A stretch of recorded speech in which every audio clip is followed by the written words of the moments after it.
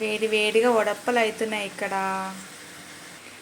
Already కొన్ని అప్పాలు చేసాం మేము, ఇంకొన్ని అవుతున్నాయి ఇక్కడ.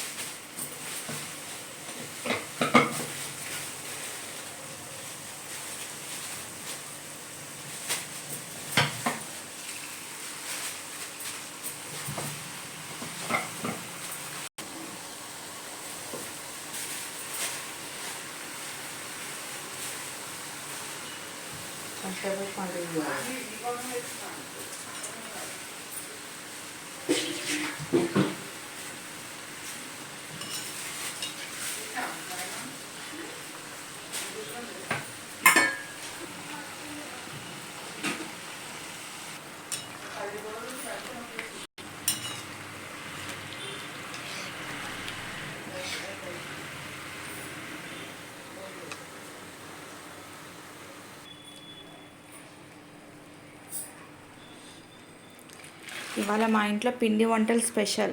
అప్పాలు, వడప్పలు, మురుకులు అండ్ బూందీ లడ్డు. అంతే.